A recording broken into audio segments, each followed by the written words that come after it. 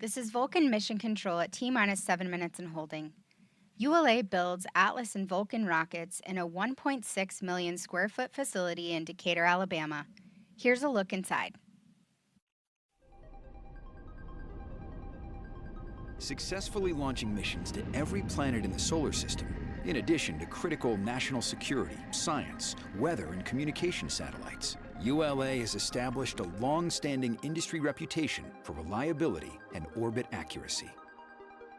While our rockets lift off from launch pads in Florida and California, the journey to space begins in Decatur, Alabama. At approximately 1.6 million square feet, ULA's production facility is an always-on workhorse where technicians simultaneously build components for Atlas V, Delta IV Heavy, and Vulcan Centaur rockets. Booster production begins when large aluminum plate stock is loaded into one of 4 double gantry skin milling machines, where aluminum is milled into patterns designed for building tanks and other components. This process helps reduce the original weight of each panel by 70%, while maintaining approximately 75% of the original material strength. After machining, skin panels are transported to the brake form and bump pressed into the precise curved radius required to create fuel tank barrel sections. Components made from aluminum require anodization to protect from corrosion. For this requirement, certain components, like skin panels, are first given a high-pressure wash and then dipped in a series of chemicals to complete the sealing process. Skin panels are then transported to the vertical friction stir welder, where they are lifted and forged together to form the barrel sections of the fuel and oxidizer tanks. Delta IV and Vulcan Centaur tanks are comprised of 5 skin panels, while 4 skin panels form the Atlas V tanks. Friction stir welding is a unique process accomplished by a pin tool, which applies frictional heat and stirring of the parent material to form a weld. This process only uses friction as the heat source and has no filler material, making an extremely strong welded joint. Completed aluminum barrel sections then move to the circumferential friction stir welder, where domes are welded to each end, completing the first stage fuel tanks. After pressure testing, which verifies the integrity of the welds, the next stop for booster fuel tanks is the spray-on foam insulation booth, or SOFI. This is where completed tanks are primed, then insulated to protect from the acoustics that occur at liftoff. Tanks then move to final assembly, where components like wiring and engines are added. In addition to the first stage, or booster stage, ULA's second stages are also built in Decatur. The factory has recently undergone a major reconfiguration, resulting in a new state-of-the-art Centaur V production line to increase the speed at which Vulcan Centaur second stages are built, assembled, and tested. The Centaur upper stages for Atlas and Vulcan are built using a thin stainless steel structure, making it the most efficient upper stage currently in use. To create the domes or bulkheads for Centaur's 2 tanks, gores or pie-shaped sheets are welded together. The bulkheads and tank skins are then assembled using a combination of spot and seam welds. Spray-on foam insulation, or SOFI, is then applied to the Centaur tank to provide thermal protection for the cryogenic fuels. Centaur's tanks are known as pressure-stabilized tanks because 90% of their weight and structure at launch is from the mass of the fuel and oxidizer loaded prior to liftoff. The Centaur tank then moves to final assembly, where engines, avionics, pneumatic, and propulsion systems are installed. At the end of the production journey, all systems on both the booster and Centaur are fully tested, and the stages are prepared for transport to the launch site. With testing and transport preparations completed, Atlas V, Delta IV Heavy, and Vulcan Centaur rockets exit the factory and roll about a mile down the road to a dock on the Tennessee River. Once loaded onto the RS rocket ship, ULA's specially designed cargo boat, the rockets begin the 8-day trip to Cape Canaveral Space Force Station, Florida, or the 23-day trip to Vandenberg Space Force Base, California.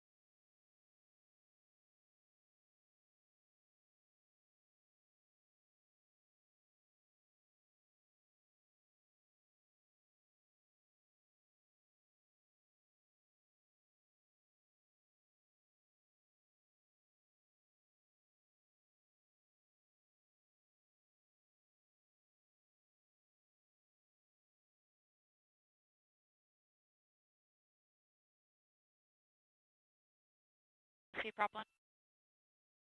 Go. SGI charge to flight pressure. Roger.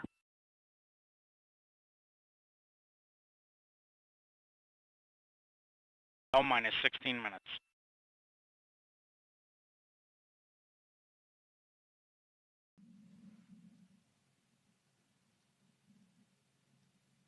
This is Vulcan Mission Control at T-minus 7 minutes and holding.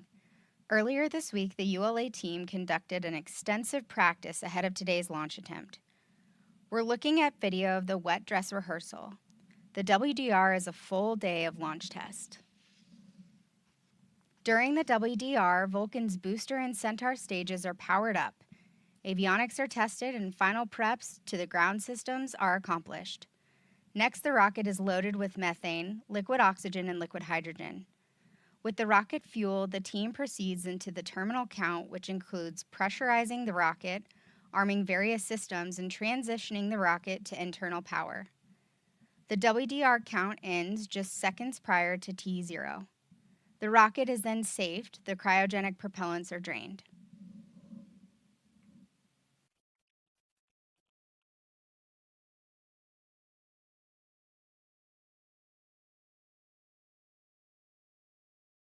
PNE-1, initiate post-liftoff launch head umbilical purge autofile. Roger.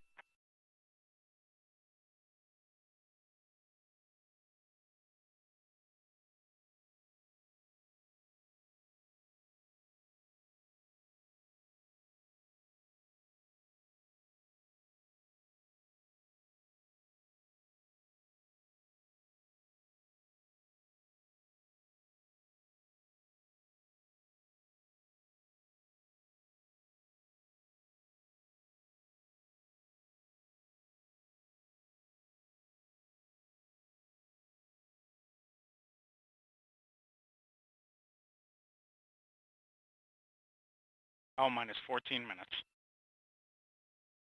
Prop 1, perform G&G snuffer purge cycle test. Roger.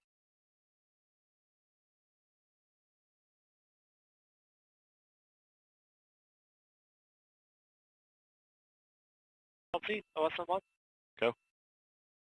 First step, 1040, launch sequencer overrides established. Roger. LC, PNE2. Go. CUC airborne pre-chill is complete. Recorded time 10:16:13 Zulu. Recording 10:16:13 Zulu. Good copy.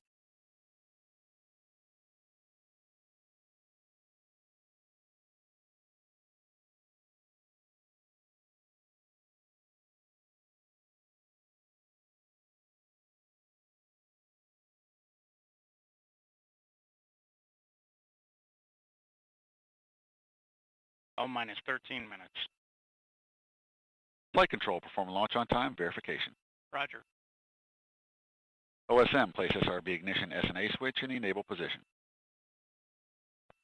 SRB ignition enabled. Verify the FCO, ROC, and OSM hold fire switches are in the proceed position. Ready to proceed. RC, verify solar radiation acceptable for launch. Verified. PNE-1, verify post-liftoff launch head umbilical purges configured for launch. Verified.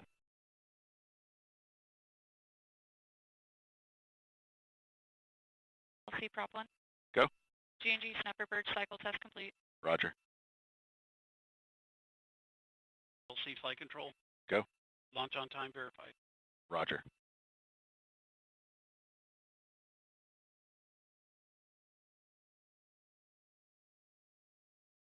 L minus 12 minutes.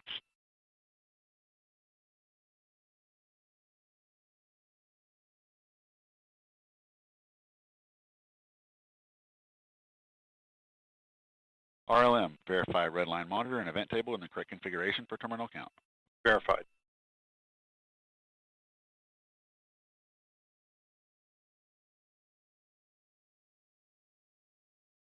LC locks 2. Go. Centaur LO2 at flight level. Roger. LC fuel 2. Go. Centaur LH2 at flight level. Roger. Terminal count briefing. If a condition exceeds a launch constraint anytime after the terminal count status check, the observer shall announce hold, hold, hold on channel 1, identify their station, and briefly state the reason for the hold.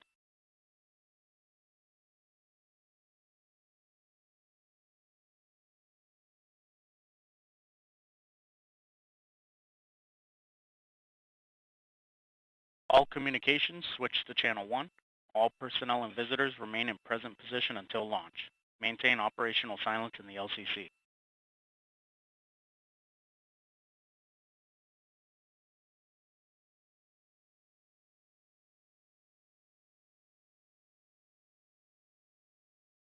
All steps complete prior to the status check. LC switch ready. We remain in the hold as we continue towards liftoff. In a few moments, launch conductor Dylan Rice will pull the launch team for the final go to pick up the count. 29 engineers and managers are pulled for system status and readiness to proceed. This is the final status check for all Vulcan vehicle systems, ground systems, and the U.S. Space Force Eastern Range. The vehicle system readiness poll includes electrical systems, hydraulics, pneumatics, propulsion systems, flight control, and propellants. Let's listen in as Dylan Rice performs the final polling. minus 10 minutes. Status check to proceed with terminal count, Vulcan systems, propulsion, Go. hydraulics, Go. pneumatics, Go. LNG, Go. LO2, Go. water, Go. Centaur systems, propulsion, Go. pneumatics, Go. LO2, Go. LH2, Go. has gas, Go. electrical systems, airborne, Go. ground, Go. facility, Go. RFFTS, Go. flight control, Go. TCQ, Go. off support, Go. comm, Go. umbilicals, Go. ECS, Go. red line monitor, Go. quality, Go. op safety manager, Go. ULA safety officer, Go. vehicle system engineer, Go. anomaly chief, Go. range coordinator, Go. launch director. You have permission to launch. Proceeding with the count. ALC, verify T0 is set for 1030 Zulu. Verified. Polling is ABE, complete issue MRT. and the team is go for launch. From T-minus 7 minutes until liftoff, you'll hear Dylan Rice and the team performing the final steps in the countdown procedure. Several critical activities occur in the final minutes before launch, including verifying fuel tank levels and pressures in the booster and Centaur and arming the flight termination system. At T-minus 1 minute, the Range Operations Commander confirms the range is in a green condition for launch. At T-minus 25 seconds, you'll hear Go Vulcan, Go Centaur, Go Cert-2. This is the final status check of the rocket and payload readiness. At T-minus 6 seconds, initiation of the launch pad water deluge system occurs. At T-minus 3 minutes, the main engines ignite. Then after seeing Vulcan lift off from Slick 41, you'll begin hearing flight commentator Hannah Peters providing launch vehicle ascent data. As gas, establish scan pattern 71. Roger. All steps complete prior to terminal count.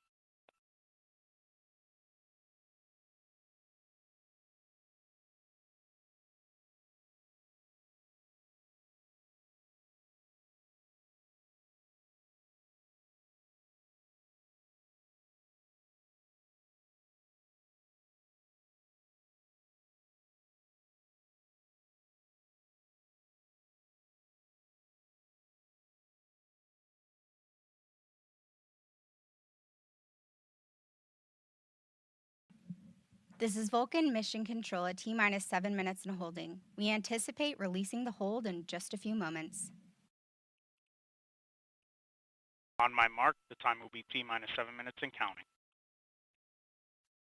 3, 2, 1, mark. 6:55. The countdown clock is resumed and we are go for launch at 6:30 a.m. Eastern.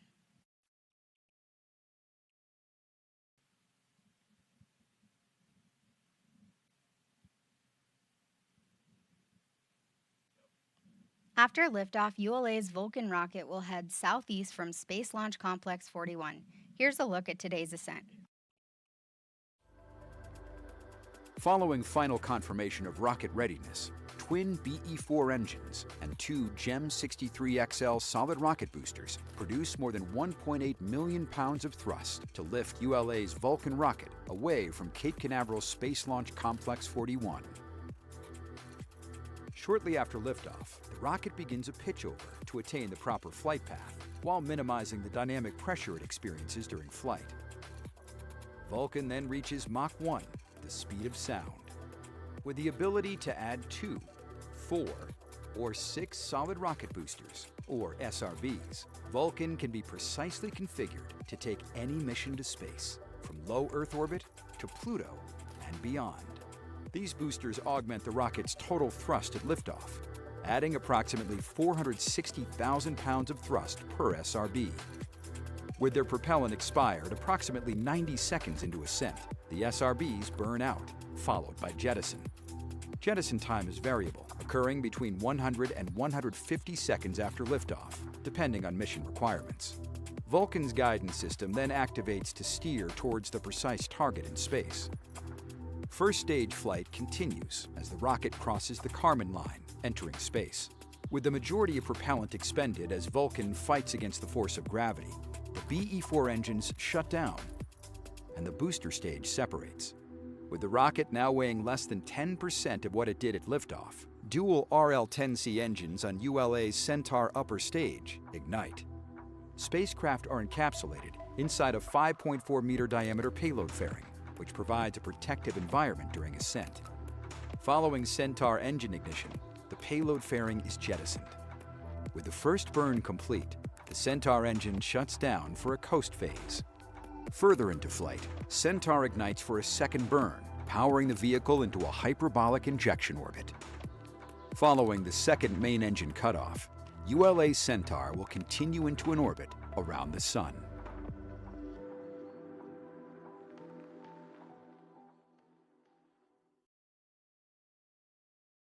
For 10. Knowledge conditioning complete.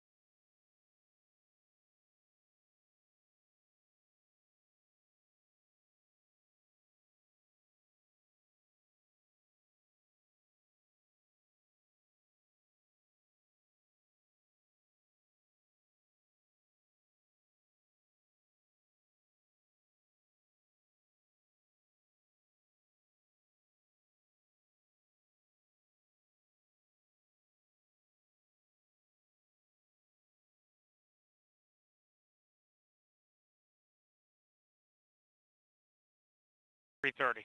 Hydraulics at pre-launch. This is Vulcan Mission Control at T-minus 3 minutes and 22 seconds. Following liftoff, viewers watching in Florida may be able to see Vulcan in flight as it heads east. To get a closer look at this map, check out ULA Launch on social media.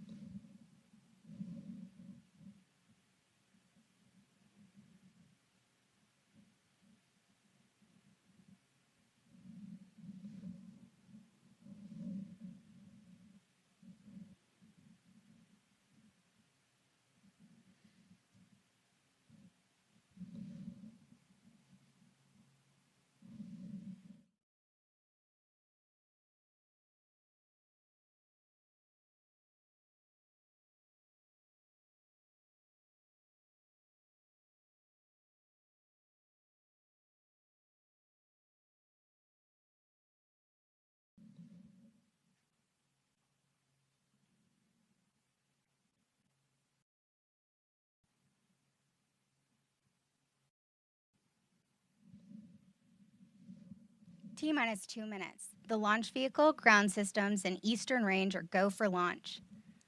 For those of you just joining us, I'm Andrea Lenhoff, your host for today's live coverage of ULA's second Vulcan rocket launch.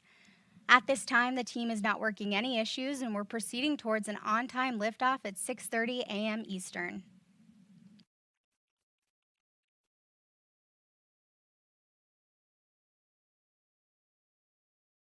Clocks have stopped at T-minus 1 minute, 51 seconds.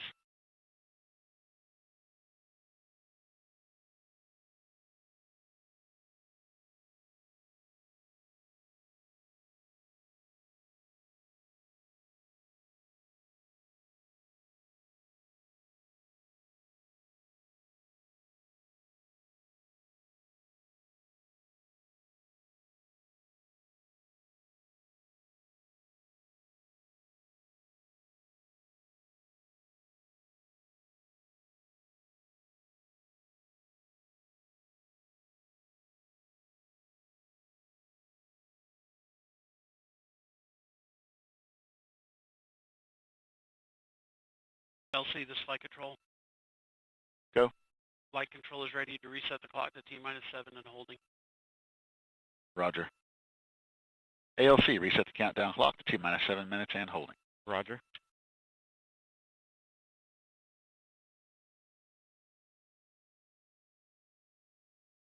LC, Peony-2. Go, Peony-2. Centaur LH2 and LO2 tank venting in progress. Roger. LC, Peony-1. Go. Vulcan tank pressures are stable. Roger.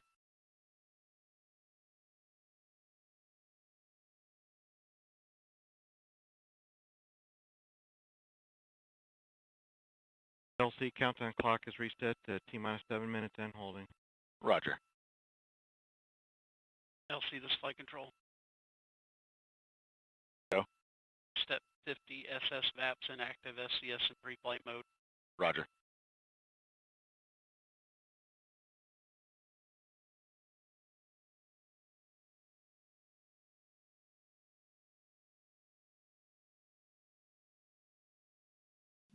This is Vulcan Mission Control. The team has reset the clock to T-7 minutes and holding. We are waiting for more information on an updated T0.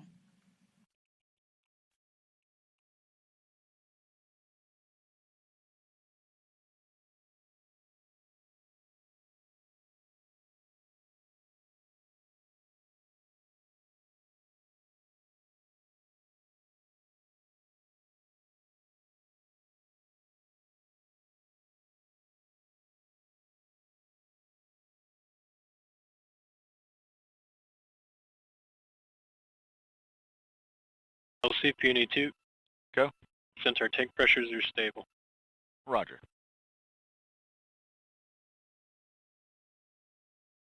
OSM, place SRB ignition SNA switch to disabled position.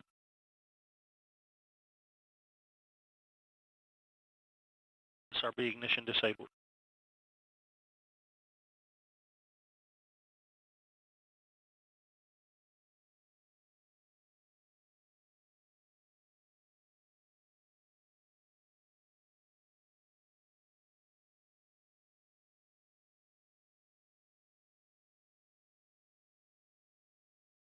All stations recycle systems back to T-7 and holding configuration. Hold occurred at T-1 minute 51 seconds. Report status at completion. Airborne electrical LC. Go ahead. Transfer transmitter battery external. Roger.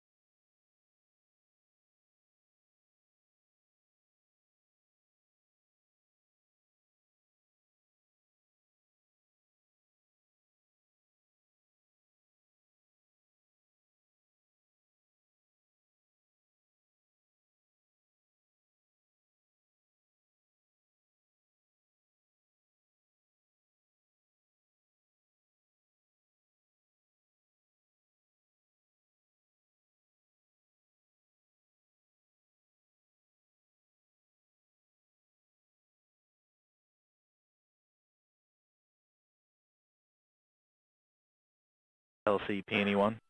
Go. First step 260, substep alpha, Peony-1, Vulcan pneumatics pressure stable. Roger. LC, Peony-2. Go. Step 260, substep Foxtrot, CEC active. Roger. And substep Golf, sensor pneumatic system stable. Roger. LC prop 1. Go. First step 260, substep Delta and Echo, Vulcan propulsion and hydraulic system stable. Roger. LC ECS. Go. Step 260, substep Oscar, ECS set point stable. Roger. LC SYS. Go. Step 260, substep Mike, GC3 ready. Roger. LC Fuel 2. Go. First substep Juliet, Centaur LH2 continuing topping. Roger.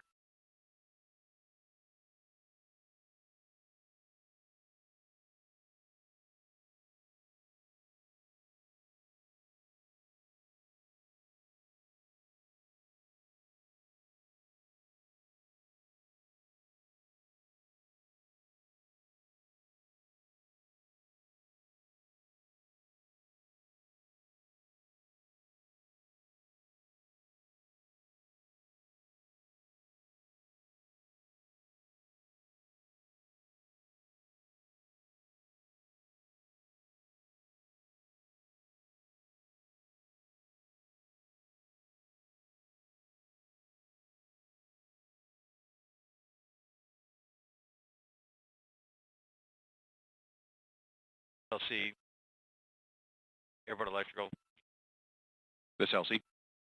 step 260, subset Papa, airborne electrical ready. Roger.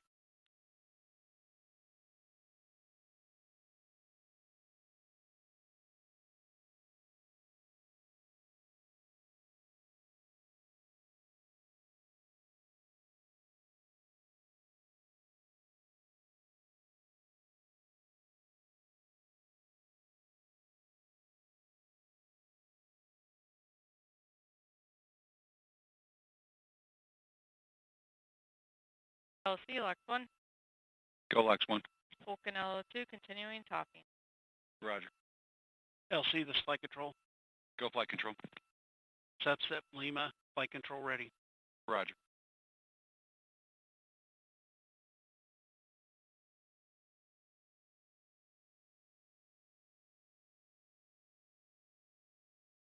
LC has gas. Go ahead, guys. For substep India, has gas ready. Roger.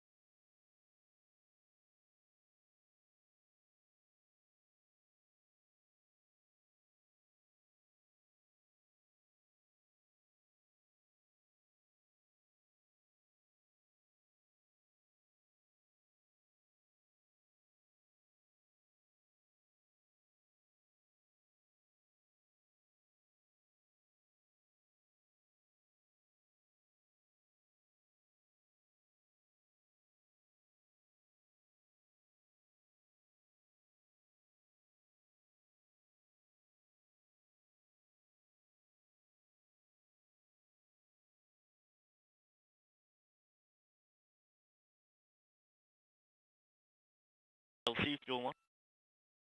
Go. Step 260, substep Charlie, Vulcan LNG, continuing topping. Roger.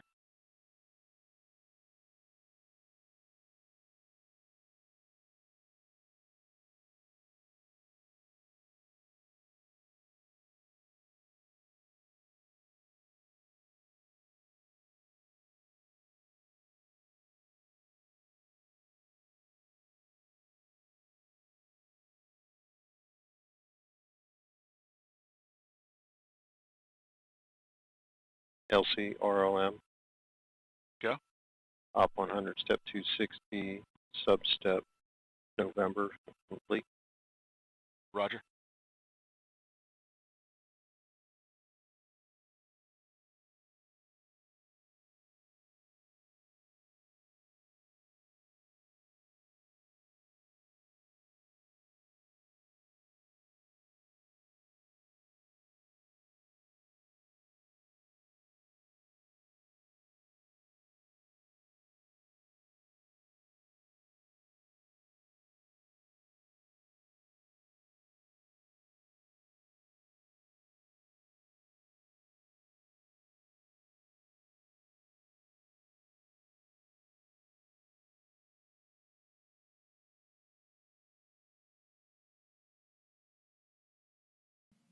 This is Vulcan Mission Control at T-minus 7 minutes and holding.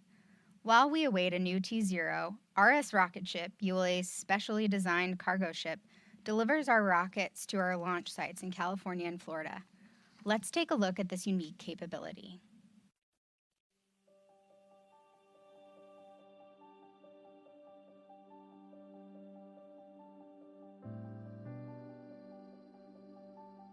Hi, I'm John, captain of ULA's rocket ship. Recently, our travels took us from Decatur, Alabama, to Cape Canaveral, Florida, where we picked up more cargo, and then our final destination was Vandenberg Air Force Base in California via the Panama Canal. The rocket ship, nestled 298 miles up the Tennessee River, takes on the Delta Heavy rocket for United Launch Alliance. The trip begins at an elevation of 556 feet above sea level.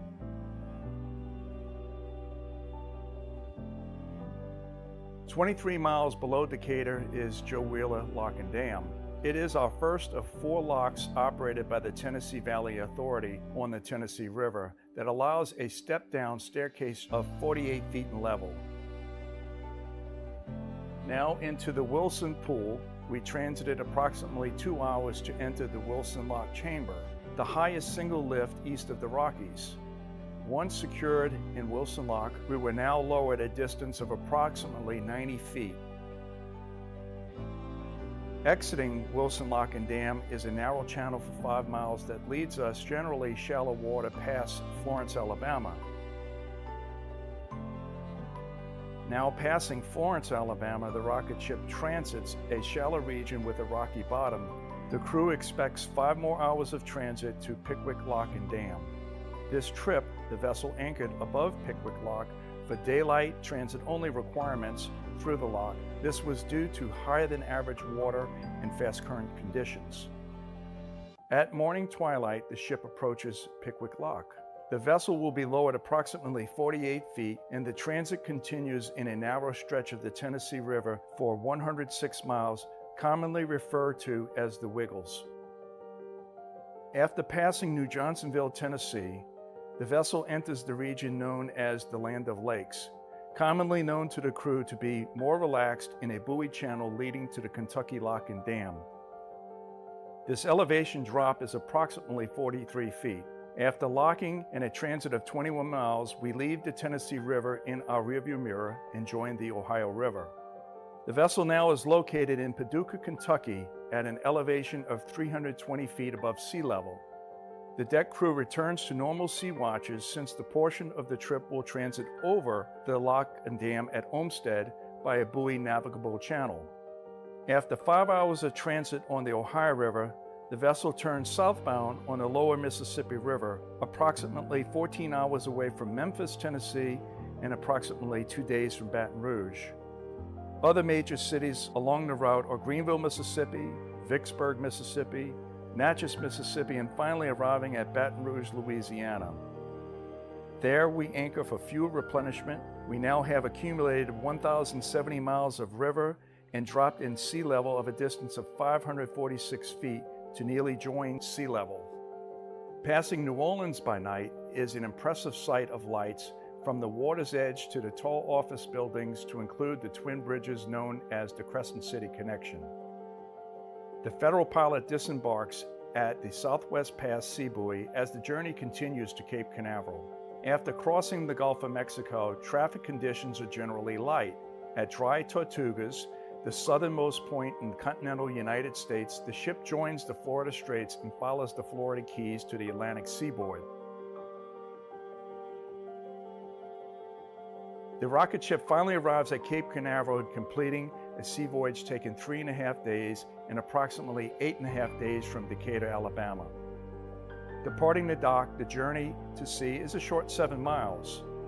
The pilot disembarks and the transit continues for slightly more than 3 days. We begin approaching Gatun Lock with a complement of Panamanian linemen. Gatun, the first lock, has 3 chambers.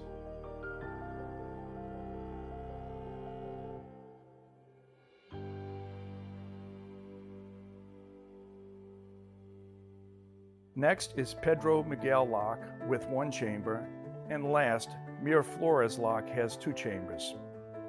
Signing out with the authorities at Flamenco Single Station, the ship enters briefly into the Gulf of Panama and enters the Pacific Ocean with 12 days of voyage ahead.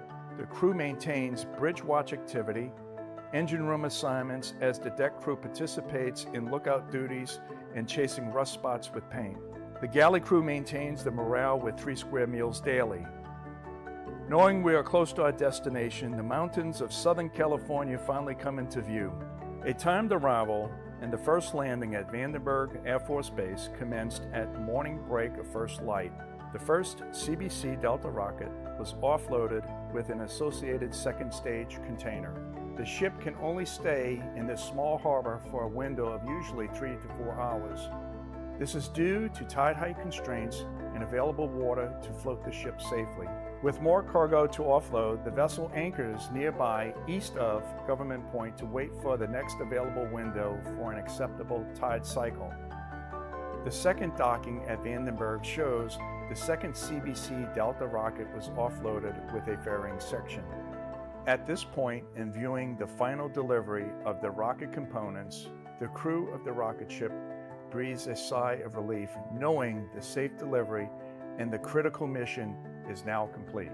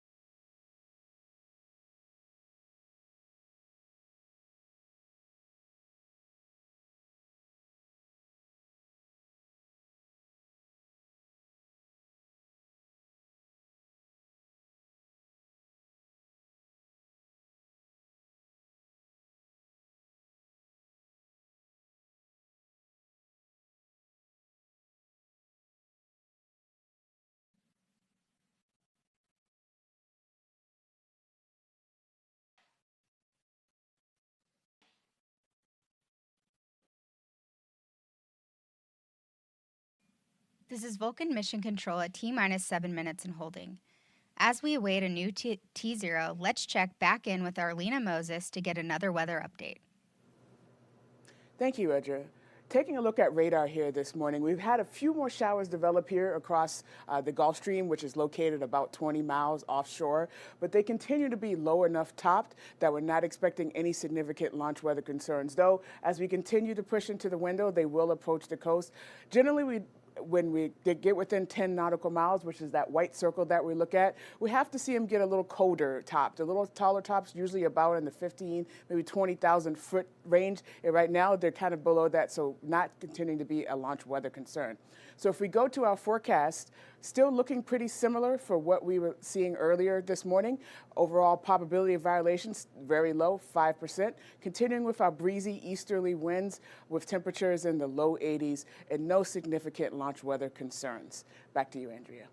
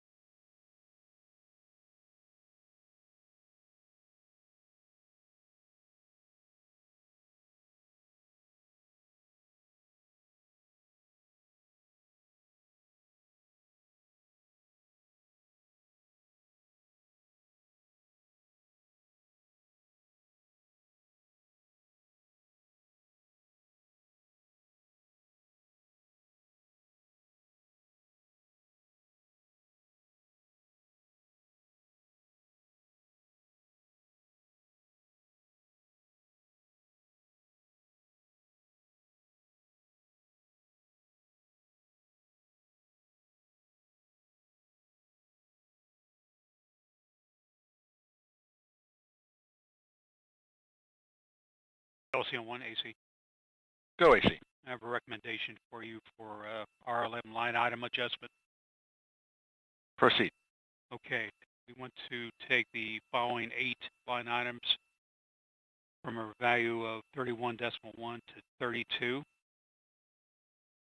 These line items are 188, 191, 194, 197, 207, 210, 213, 216. All right, I copy line items 188, 191, 194, 197, 207, 210, 213, and 216. All those are currently set to a value of 31.1. The new value of 32 is the direction. Affirmative. RLM, LC? RLM, go. And did you copy the recommendation from the team? Yes, I did, and ready to implement. Roger, please put that in work and report when complete. Copy.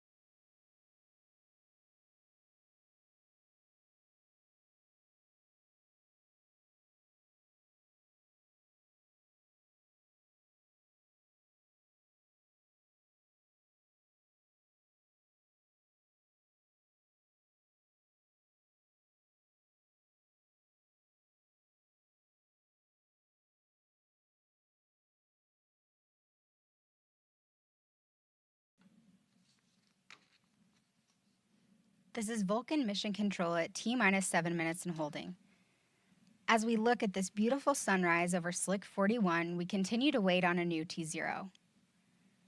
Reminder that our launch window today extends to 9 a.m. Eastern. The team continues to work on a new T0, which we will share with you when it becomes available.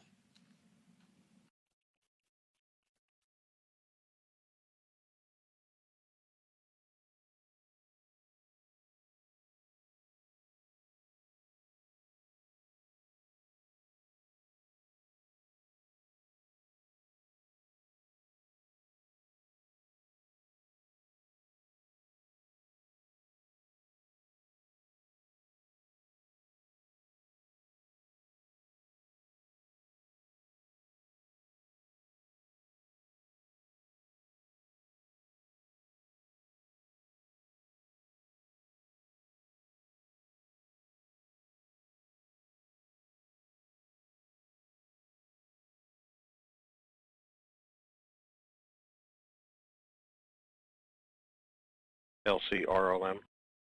Go. Limits changed on 8 requested line items to upper from 31.1 to 32.0. Roger.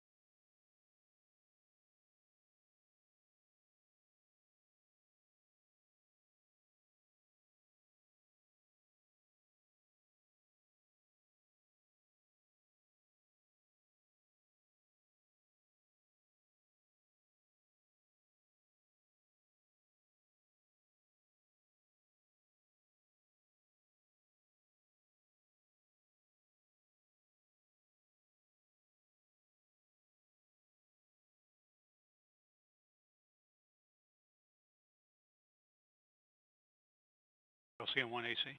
Go. Ready to provide you a recommendation. LD net 1.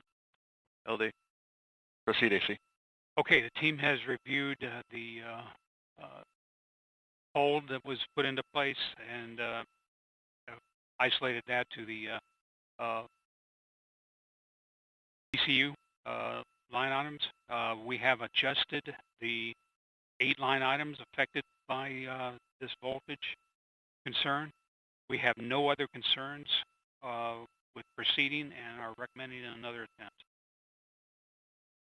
LC concurs. LD. LD concurs.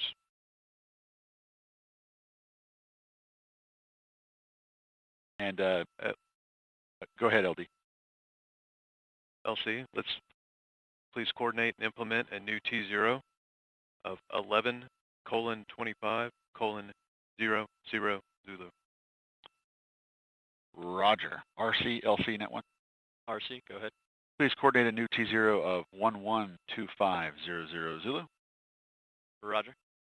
ALC, please set the countdown clock for a new T0 of 11:25:00 Zulu. Roger, and work.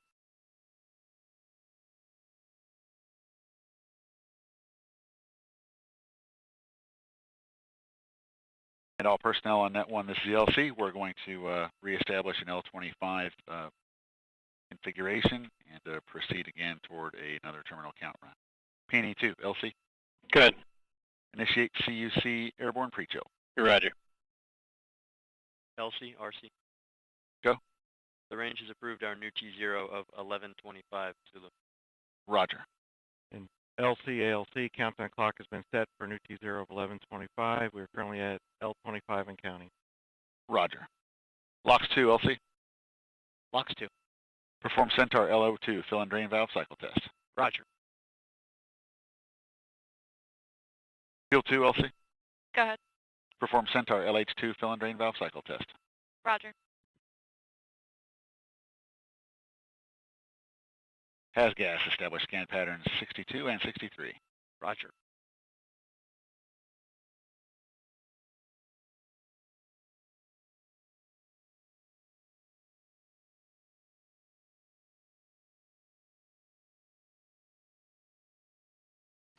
This is Vulcan Mission Control at T-minus 7 minutes and holding.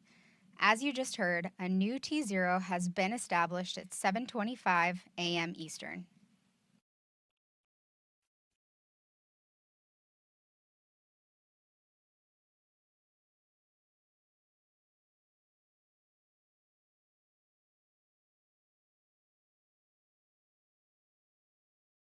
L-minus 24 minutes.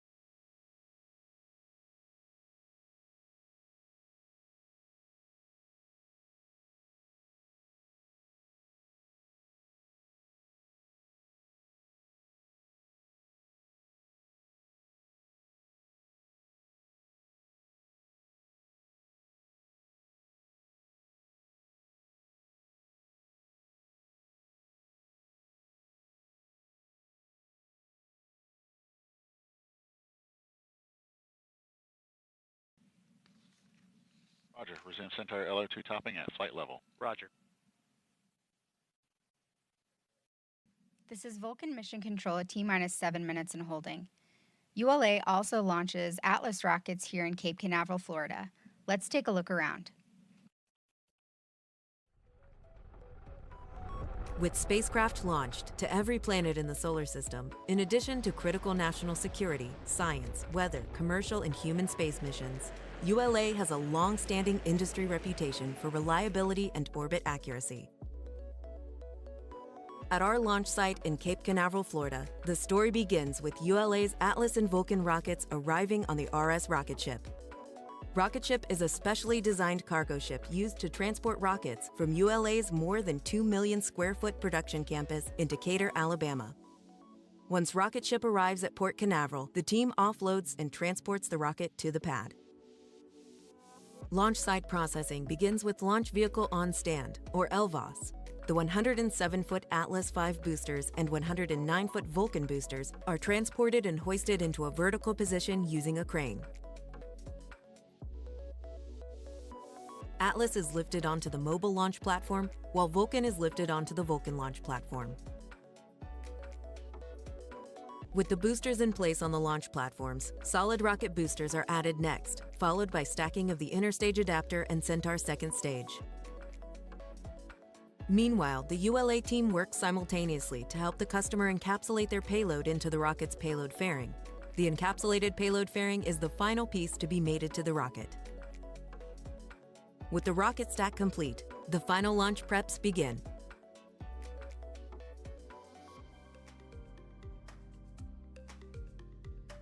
Launch countdowns begin with moving the launch platform from the VIV to the pad.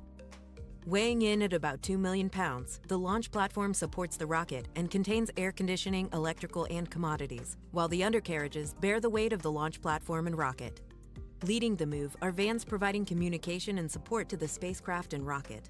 Trackmobiles at the rear power the convoy, which also includes an environmental control system providing air conditioning to the payload and rocket, as well as a backup generator. On launch day, more than 24 engineers and managers are polled for system status and readiness to proceed. Status check to proceed with terminal count. This is the final status check before launch of all Atlas and Vulcan vehicle systems, ground systems, the spacecraft, and the U.S. Space Force Eastern Range. Umbilicals. Go.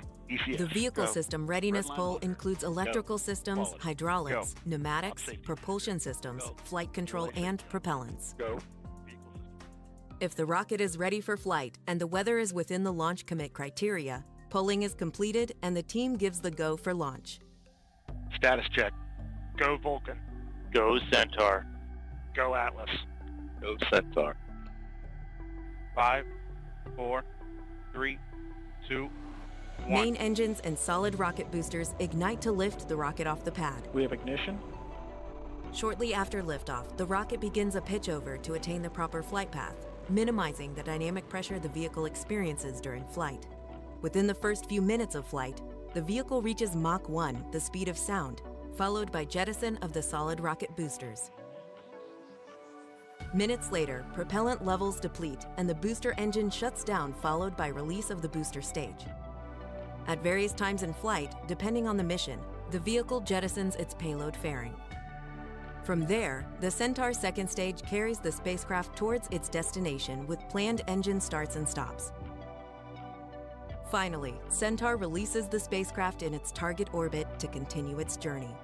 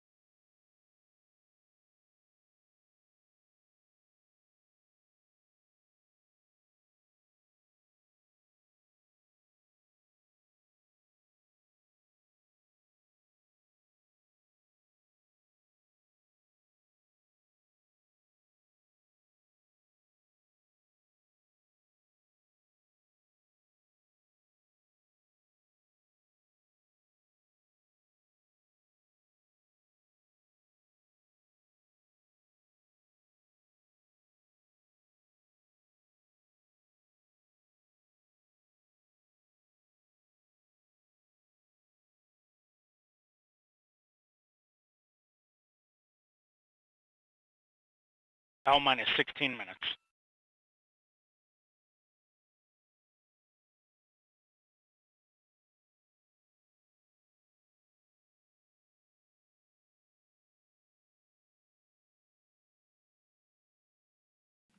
This is Vulcan Mission Control at T-minus 7 minutes and holding. As we move toward a target T0 7:25 a.m. Eastern for Cert-2, earlier this year we launched the inaugural flight of the Vulcan rocket. Let's take a look back on that spectacular flight.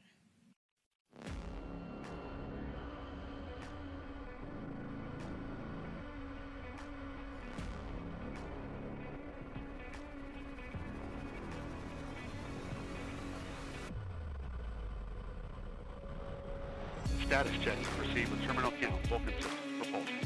Go. Hydraulics. Go. Pneumatics. Go. LNG. Go. LO2. Go. Water. Go. Centaur systems. Propulsion. Go.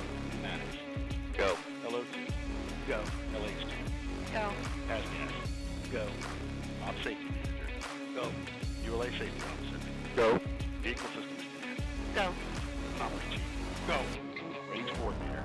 Clear to proceed. Launch director. You have permission to launch. We have ignition.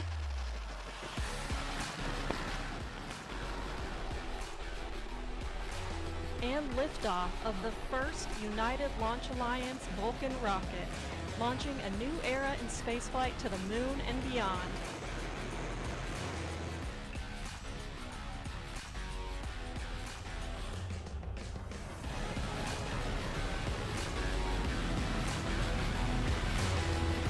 And the vehicle has cleared the power.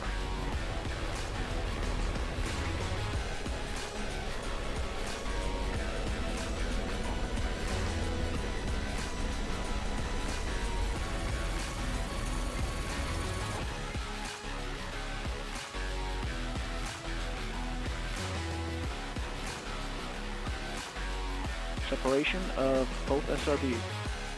We have Vulcan Center separation. Everything looking good. Ignition, full thrust. Both engines are up and running. Cut off.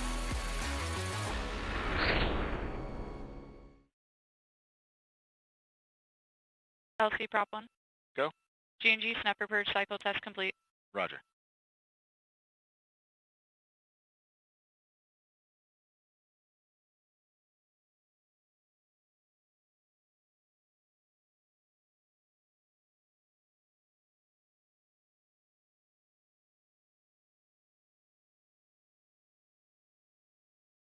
L minus 13 minutes. Flight control. Perform launch on time verification. Roger. OSM. Place SRB ignition SNA switch in the enable position. SRB ignition enabled. Verify the FCO, ROC, and OSM hold fire switches are in the proceed position. Ready to proceed. RC. Verify solar radiation acceptable for launch. Verified. PNE-1. Verify post liftoff launch head umbilical purges configured for launch. Verified. Launch on time verified. Roger.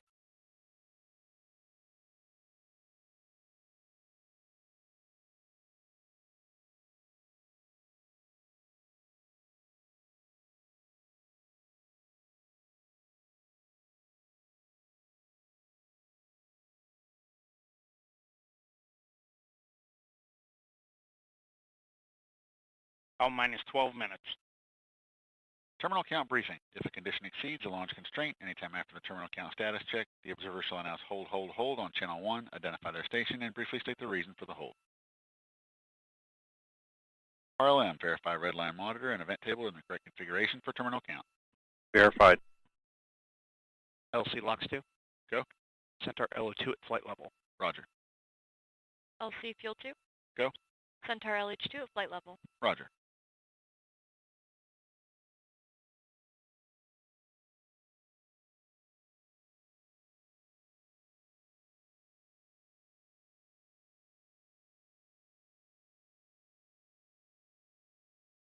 LC switch is ready.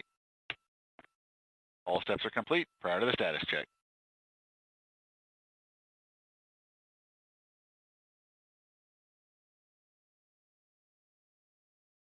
Out minus 11 minutes.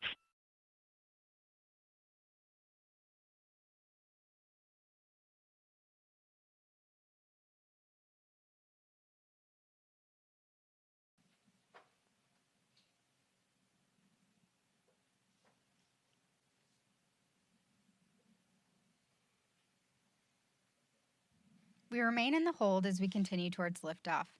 In a few moments, launch conductor Dylan Rice will pull the launch team for the final go to pick up the count. 29 engineers and managers are pulled for system status and readiness to proceed. This is the final status check for all Vulcan vehicle systems, ground systems, and the U.S. Space Force Eastern Range. The vehicle system readiness poll includes electrical systems, hydraulics, pneumatics, propulsion systems, flight control, and propellants. Let's listen in as Dylan Rice performs the final polling.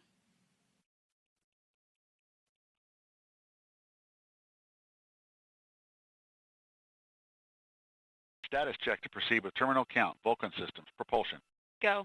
Hydraulics. Go. Pneumatics. Go. LNG. Go. LO2. Go. Water. Go. Centaur systems, propulsion. Go. Pneumatics. Go. LO2. Go. LH2. Go. Has-gas. Go. Electrical systems, airborne. Go. Ground. Go. Facility. Go. RFFTS. Go. Flight control. Go. CCQ.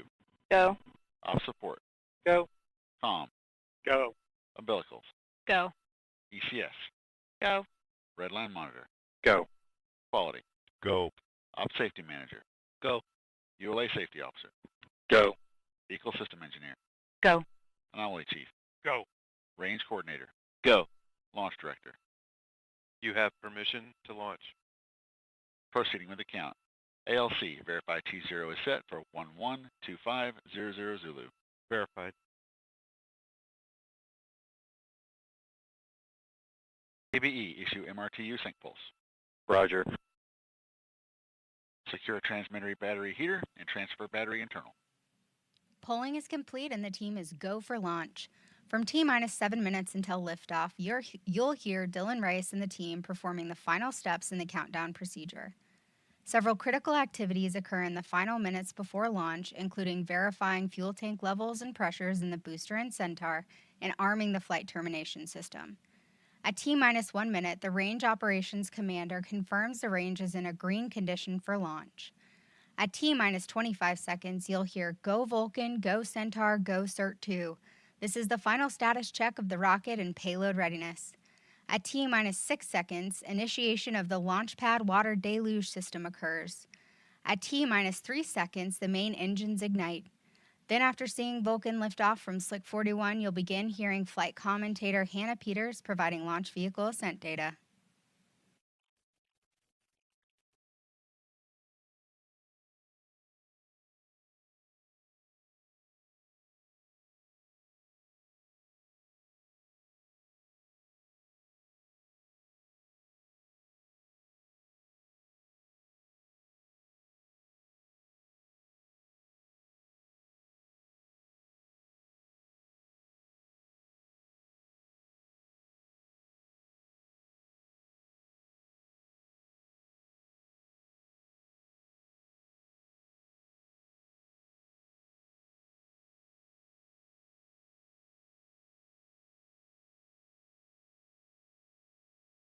On my mark, the time will be T-minus 7 minutes and counting. 3, 2, 1, mark. 6:55. Ground pyros enabled.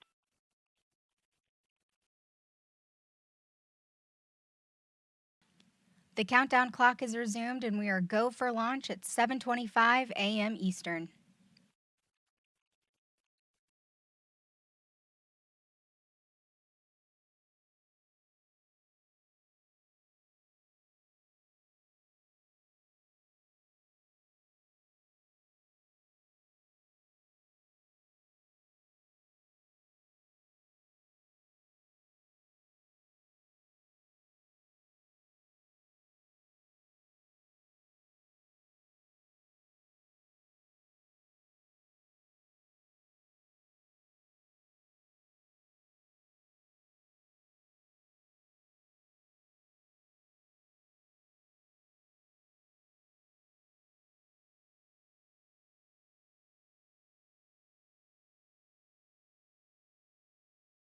551.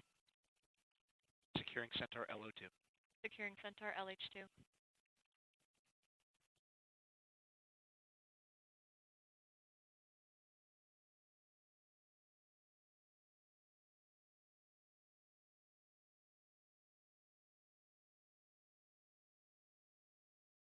This is Vulcan Mission Control at T-minus 5 minutes and 27 seconds. As a reminder, following liftoff, viewers watching in Florida may be able to see Vulcan in flight as it heads east. To get a closer look at this map, check out @ULA Launch on social media.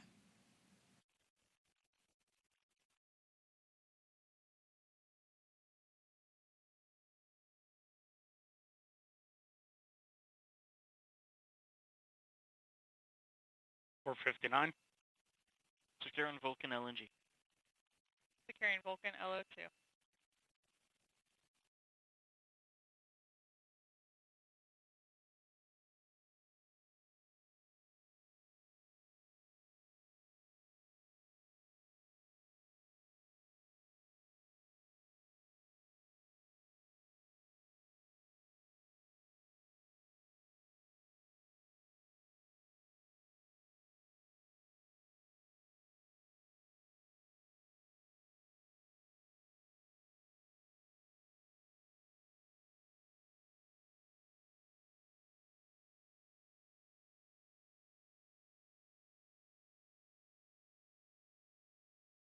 .410. Foliage conditioning complete.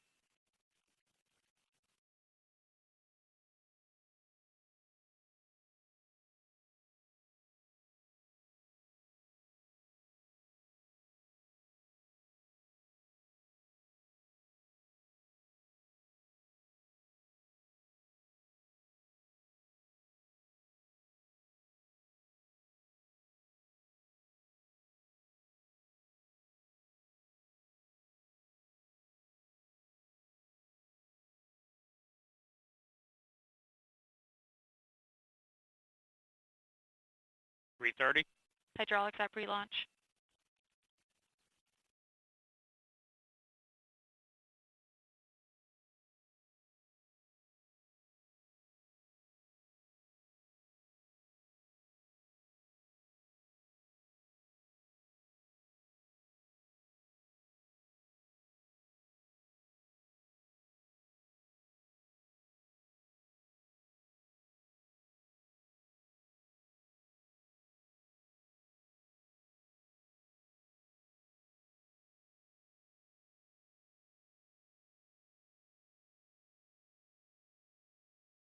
.249. FTS at Turtle.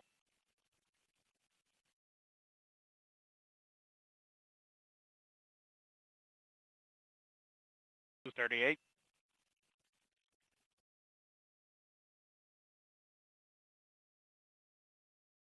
.230. CLO2 POP started.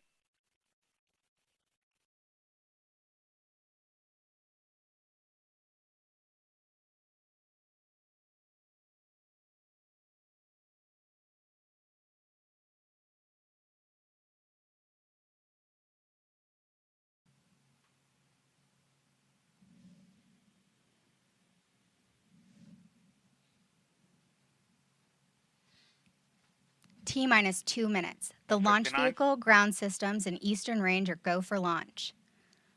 For those of you who are just joining us, I'm Andrea Linhoff, your host for today's live coverage of ULA's second Vulcan rocket launch. At this time, the team is not working any issues, and we're proceeding towards a liftoff time at 7:25 a.m. Eastern. 135. FTSR.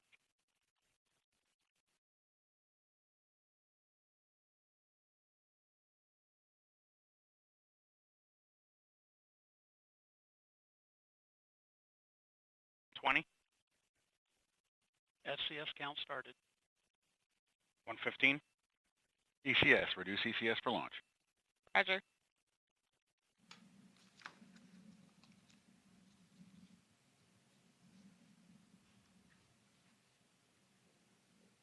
T-minus 1 minute. Rock, report range status. Range green.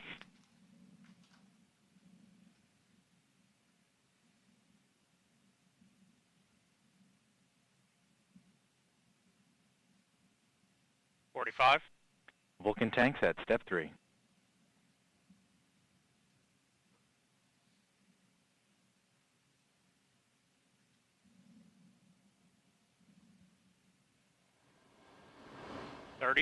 BE4 start box go.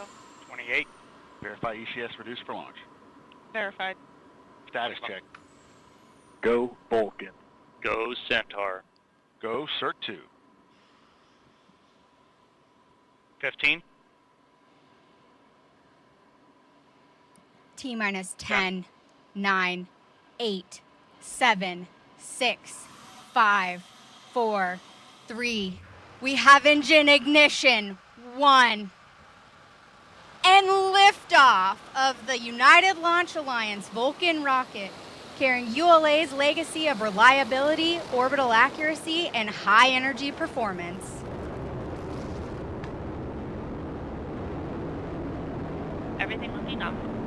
BE4 performing as expected. All temperatures and pressures looking good. Vehicle has begun its pitch and raw program.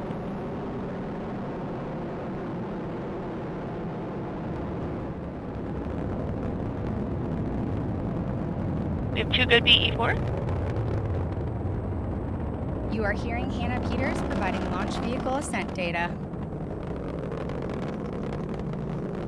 And we've ended the pitch program. Vulcan's now at 1.5 or 0.5 Mach.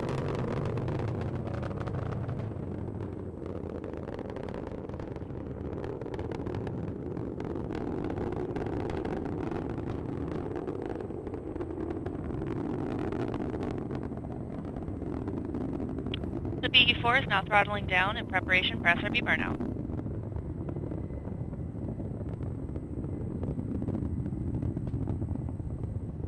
And vehicle is past Mach 1, Vulcan is supersonic, and maximum dynamic pressure. Coming up on SRB burnout. And we have indication of SRB burnout. Up next is SRB jettison.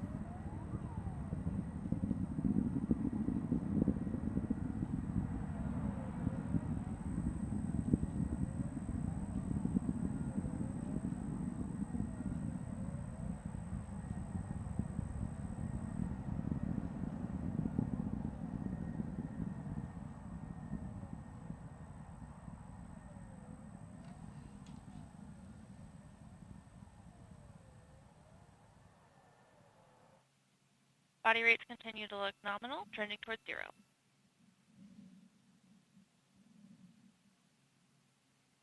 BE4 is now throttling down, and we have SRB jettison.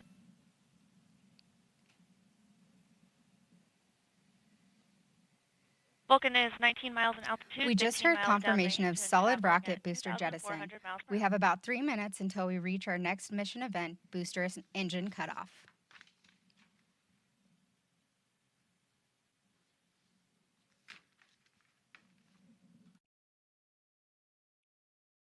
Up on RCS valve activation.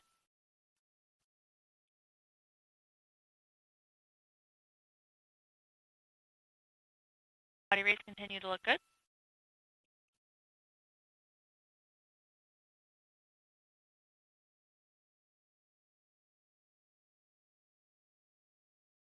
And we're now just about 2 minutes to nominal BECO. And we've had RCS valve activation.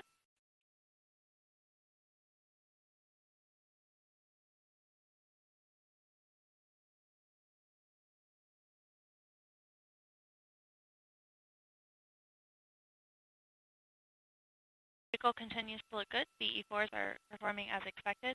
Body rates are trending towards 0. And vehicles continuing down the range track, traveling currently at 4,600 miles per hour.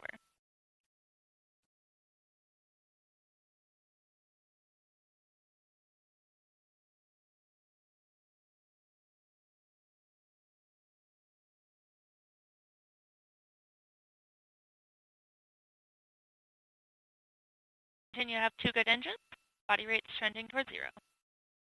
And we're now about 1 minute to nominal BECO.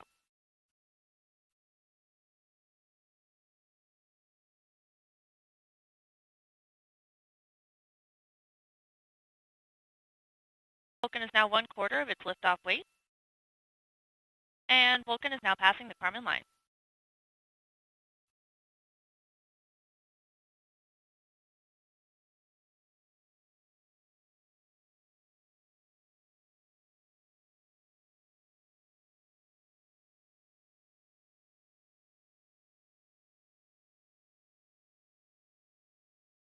And we started boost phase chill down on the second stage engine.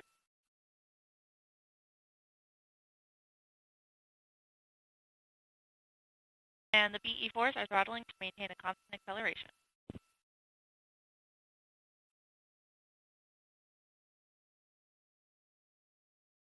And we've concluded our boost phase chill down. And PU has gone to open loop. And we have BECO, booster engine cutoff.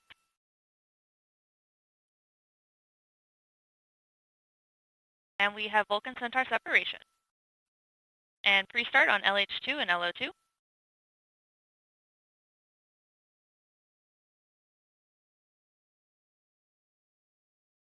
And we have full thrust on the RL10. And bearing jettison has been indicated.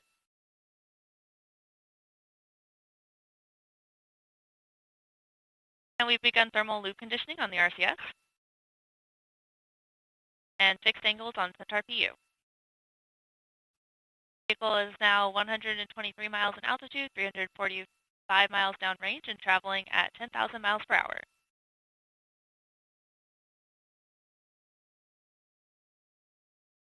And we're getting indications that booster performance was within expectations.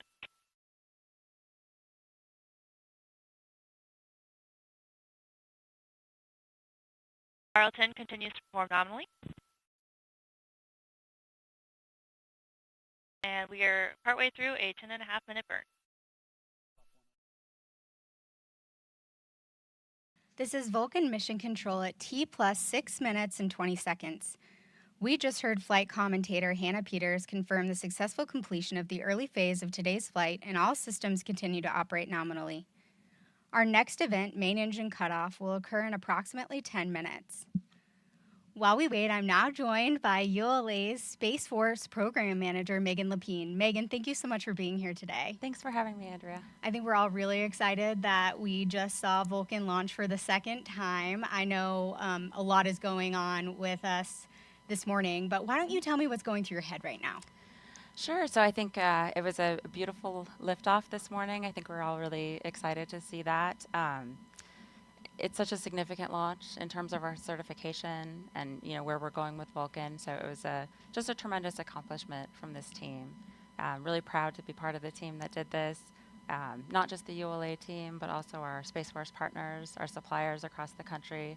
So many people put in so much hard work, so much effort, so much dedication into this, and it's an amazing thing to see this morning. You never think about it, but there's so many different parts that go into a successful, even just getting off the pad. Absolutely, launch. Yeah. So why don't you tell us a little bit about the countdown? Sure. So it was a fairly quiet count to begin with. The team did have to work through a couple of items kind of at the end, which is why we have a window that we worked into. So the team is very experienced. The launch ops team here, the engineering team in Denver, very experienced and really able to, they have a good understanding of the vehicle systems, the ground systems, and we're able to kind of disposition those items and move forward. And we worked a little bit into that window and then got a nice sunrise launch. So it was really pretty. Beautiful. I didn't hate seeing the sunrise. No. Not at all. That was nice. So we've talked a lot during the broadcast about how this is really important for certification, this launch today, and our government customers. Why don't you tell us a little bit about that?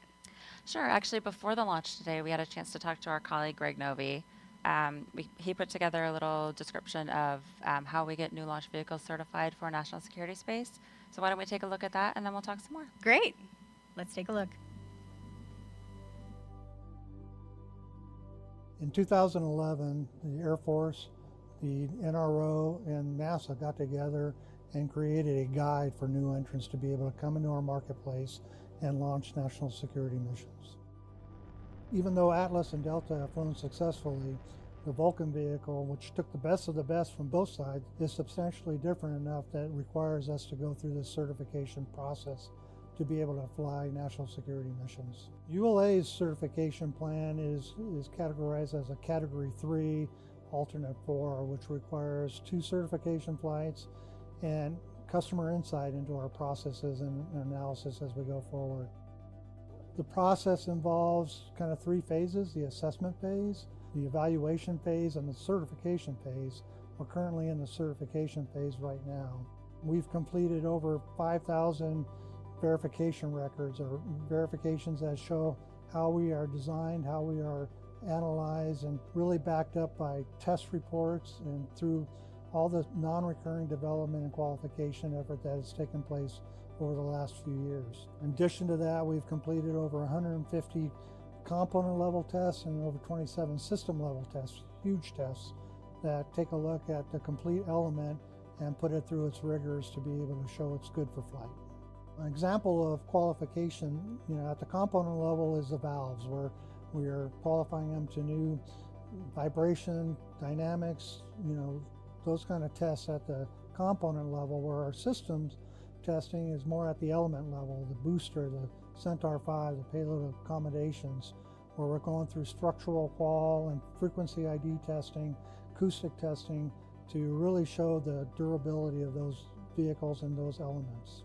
After today's mission is complete, we will give the customer the quick look data in about 2 weeks, and then follow up with any questions that they have on any kind of the analysis, and kind of really validate our predictions for flight and support them in their chief engineering review boards that lets them go system by system and make a recommendation to their leadership on our certification going forward. One of the key items for success of getting through our certification plan is the working relationship we have with the customer. We meet with them on a weekly, daily basis as required. We're shoulder to shoulder with them in the factory, with our suppliers, in our design rooms, and it's really helped be able to get the message across that we're in this together. I'm really looking forward to the certification process being complete. Here with this cert flight, we're going to get the data to the customer, help them wrap up any loose items they have, and be in a great position to fly national security missions going forward. That was a great video. So following up a little bit about what Greg is saying, why don't you tell us a little bit about how ULA has been working with the Space Force to certify Vulcan? Sure. So as Greg mentioned, we've been working shoulder to shoulder throughout the entire design, development, test, build, and now operations for Vulcan with the Space Force. So they've been our partner throughout that process, and we continue to provide information, share data. And then with this flight, once we complete the mission today, we will provide them that data and then continue to support their certification efforts. Great. That's very exciting. So, you work with the Space Force pretty regularly, obviously. Yes. But what's next for the Space Force and ULA, and how is Vulcan a difference maker for the Space Force? Sure. So once we get certification completed, that will allow us to be able to launch the national security space missions that we have on contract. So we have some, that we're getting close to being ready to launch, and we're really excited to focus on those and the mission success for those missions. And Vulcan generally was designed to meet the entire range of the national security space requirements. So it has the Centaur V upper stage. It's the highest performing stage in the world. And that's really a difference maker in terms of being able to meet those most critical orbit requirements, the most stringent accuracy requirements, the most challenging orbits, delivering the spacecraft to where they need to be when they need to be there. And that's important as we continue to partner with our customer as their requirements evolve. Will evolve and be able to deliver the capabilities they need. And we're looking forward to building that partnership and continuing it. Great. I'm super excited for the future with Vulcan and the Space Force. Me too. Thank you so much for joining us, Megan. Thanks, I'll let you Andrea. get back to console. All right. Thank you so much. Thanks.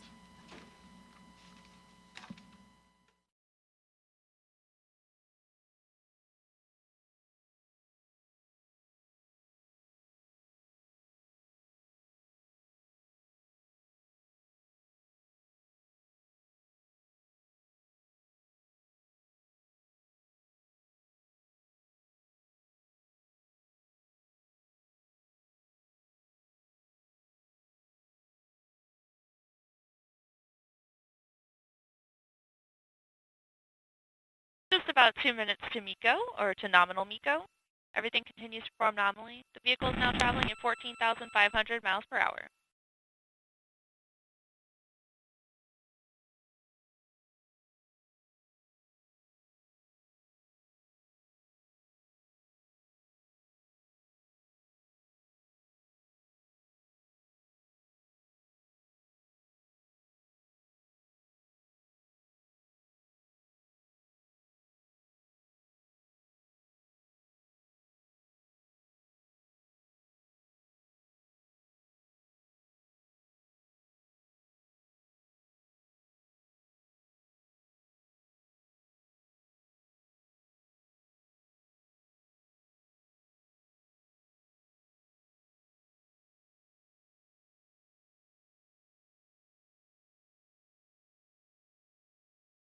And we're now approaching approximately 1 minute to nominal MECO.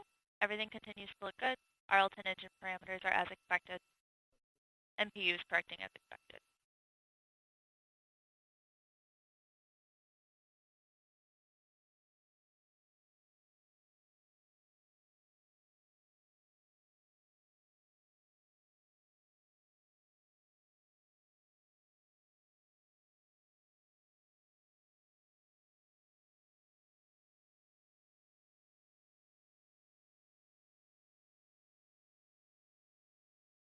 And MPU has come off its lock stop.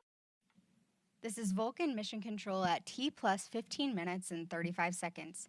We're approaching the first main engine cutoff. Let's listen in. Car is now orbital. MPU has gone to open loop. Coming up on MECO.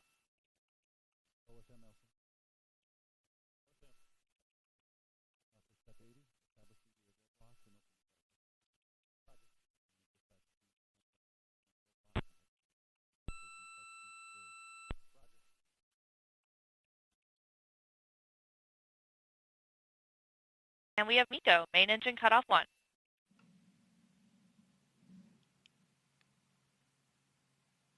This is Vulcan Mission Control at T plus 16 minutes and 22 seconds.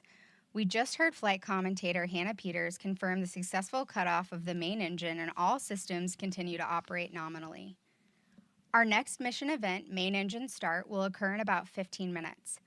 While we wait, let's hear more about the Vulcan rocket from Mark Peller, ULA's Senior Vice President of Vulcan Development and Advanced Programs.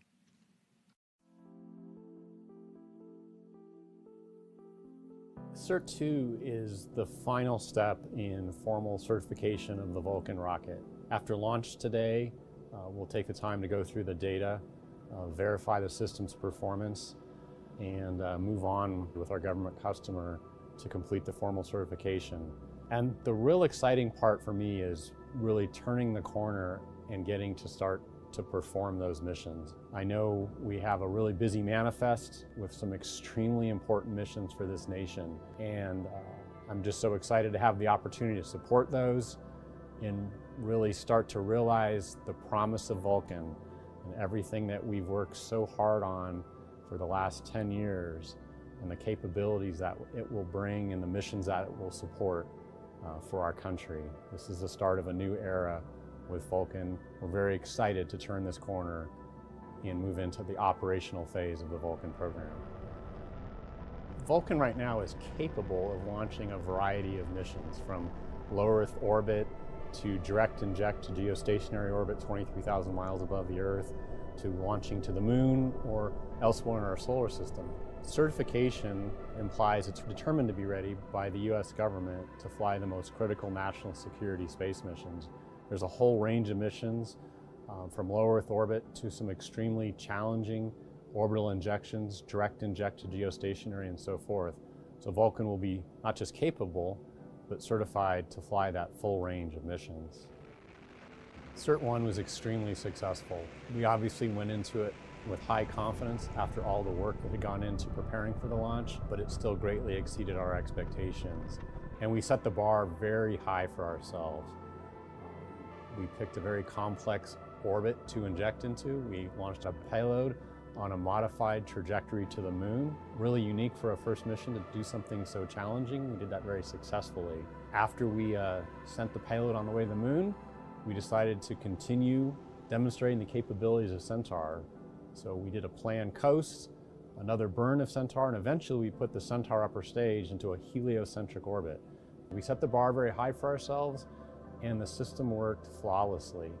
We gave the payload a very smooth ride and very precise orbital injection, and we met all of our other objectives for demonstrating the capability of Vulcan and Centaur.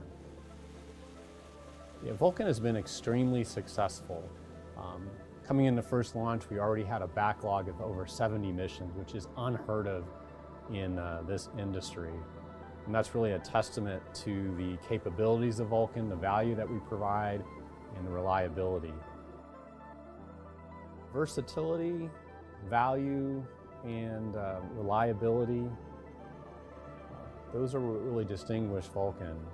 Versatility in that Vulcan, in how we can adjust the basic configuration, can fly without compromise to a variety of orbits, from more straightforward injections to low Earth orbit to more complex injections, direct inject, to orbits like geostationary, to the moon and beyond. And that is unique in this business, and it can do it across all of those orbital regimes, providing great value for the customer.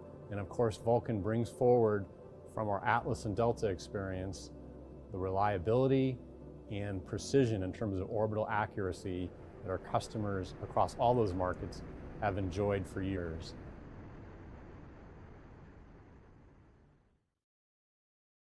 This is Vulcan Mission Control at T plus 20 minutes and 43 seconds. Our next mission event, main engine start, occurs in about 10 minutes.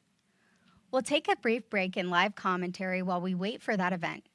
During the break, you'll continue to see the live flight animation powered by telemetry from the rocket as it makes its way to orbit. See you in about 5 minutes.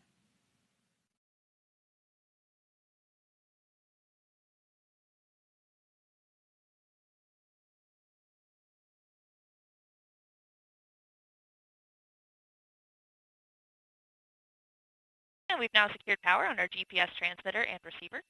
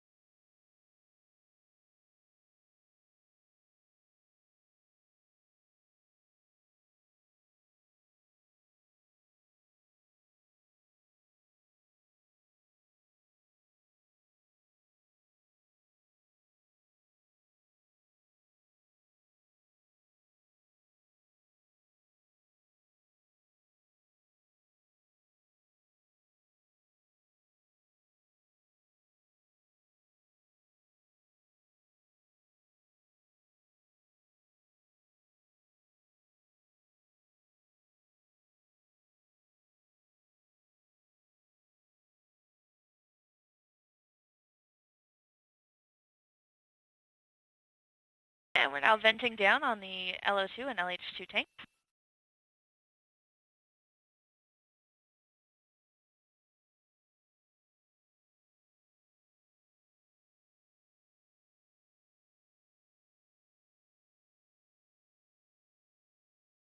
Vehicle continues to perform nominally in its PTC role. RCS firing as expected.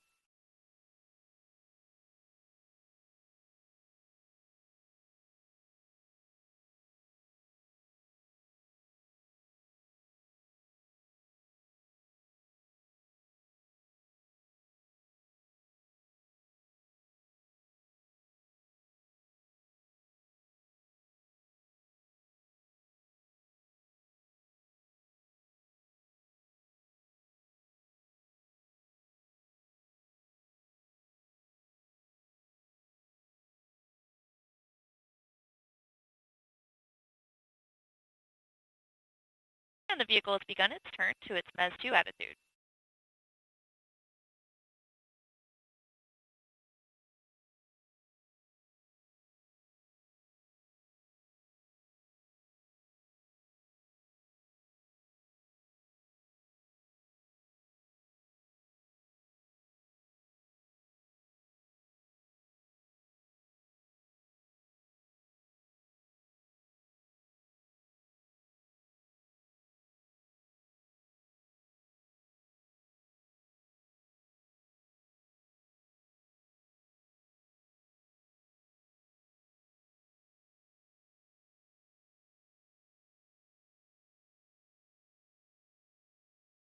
And Centaur has now begun to despin from its PTC roll in preparation for MES-2.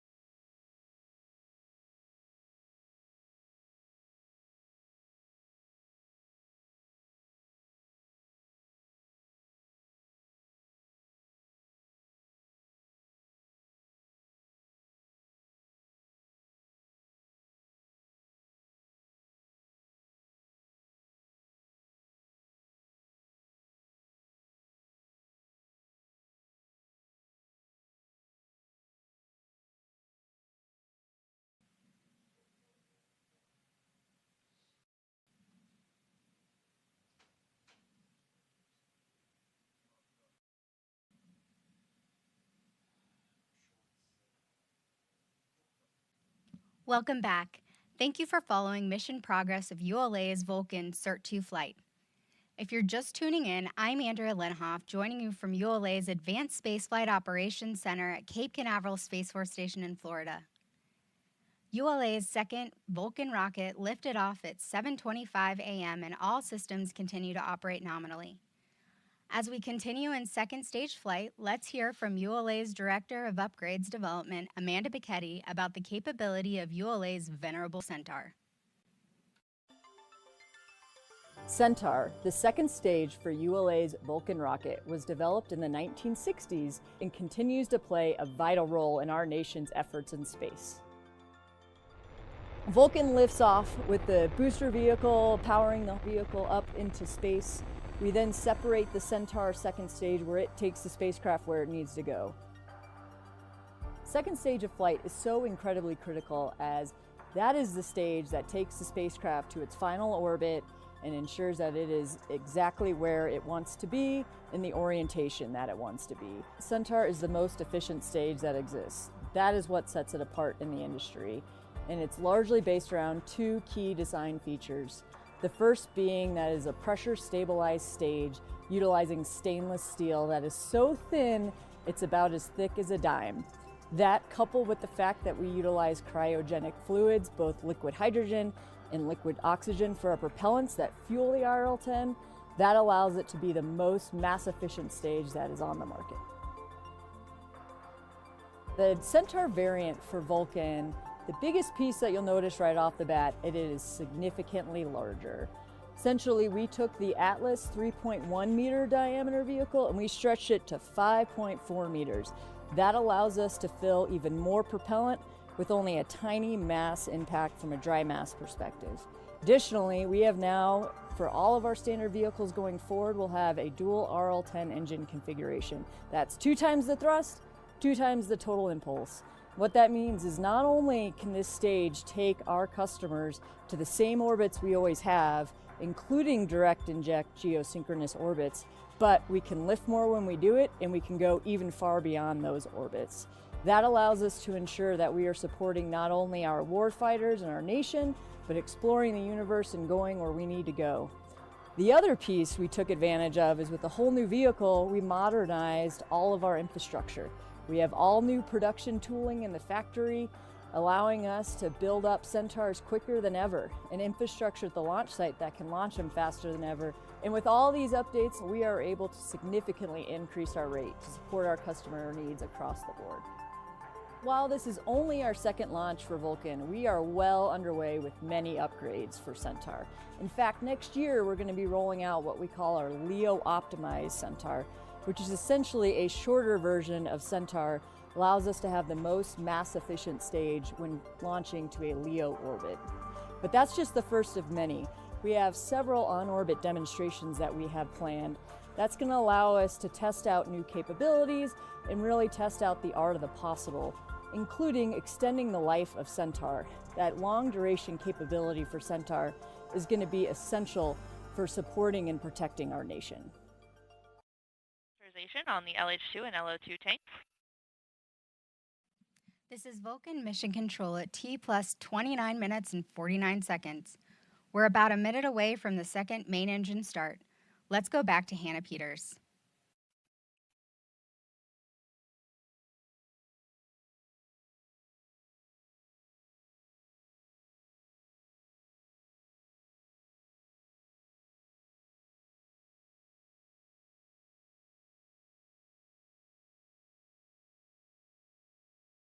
And we have pre-start on LH2.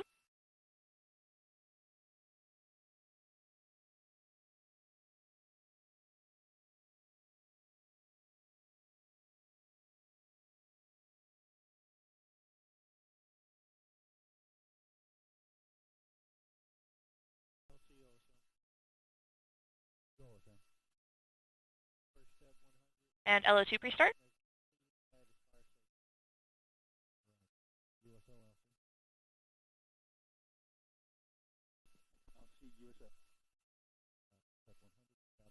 Coming up on main engine start 2.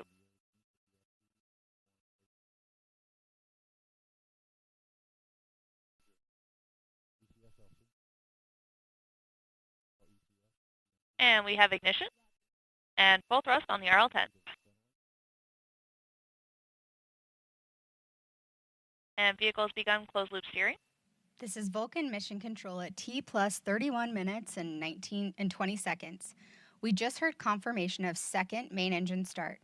While we wait for engine cutoff, scheduled to occur in about 4 minutes, let's take a look at how our Vulcan booster stage is painted prior to departing ULA's Decatur, Alabama factory.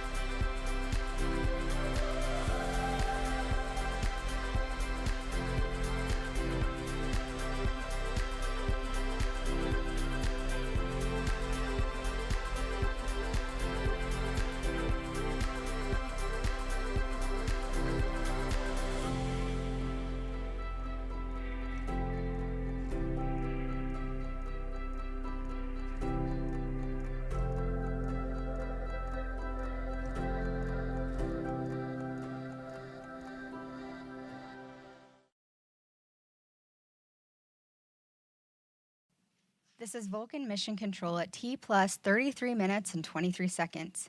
We're coming up on the second main engine cutoff in just over a minute. Let's listen in. Vehicle continues to look good in this burn. Engine parameters are as expected. PU is correcting as anticipated, and our body rates are trending towards 0.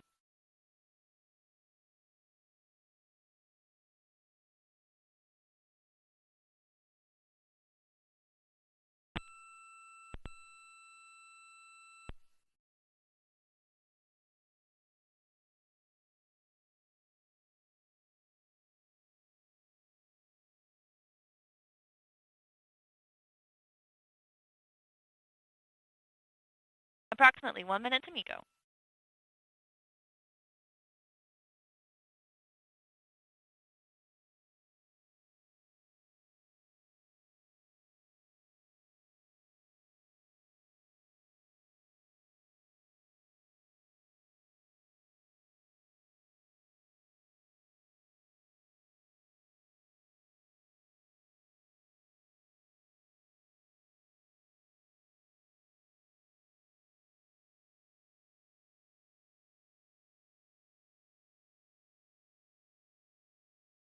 Approximately 30 seconds to MECO.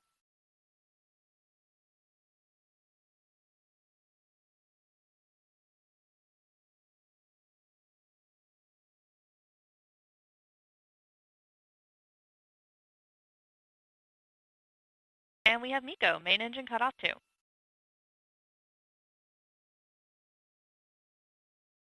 We're now venting the fuel tank.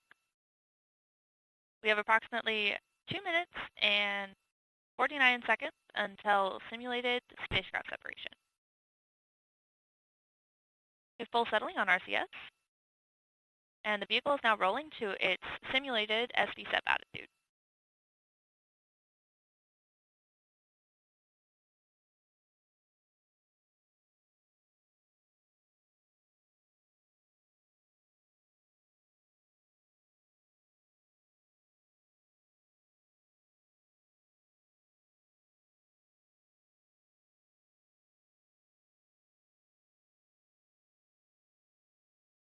And RCS is now doing 50% settling and thruster warming.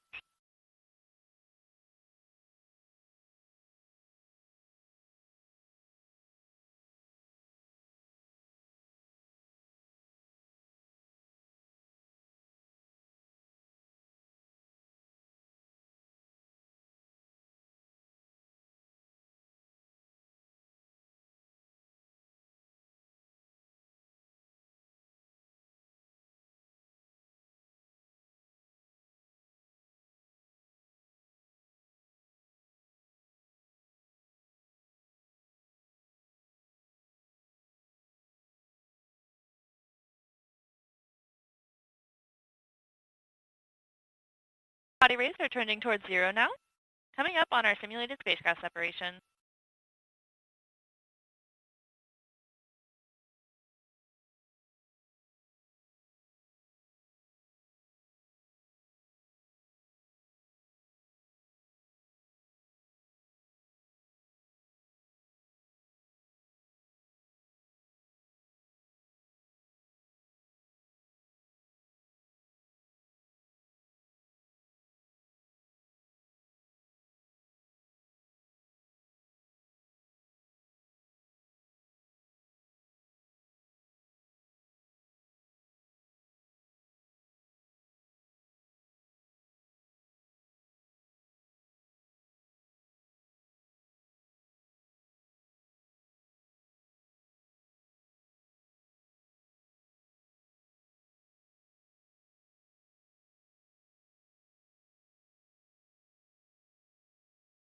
Vehicle is now rolling, and we are depressurizing the LH2 tank.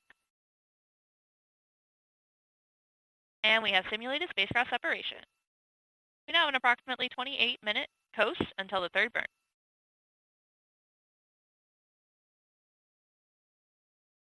And vehicle has started its descent and is now pointing towards TDRS.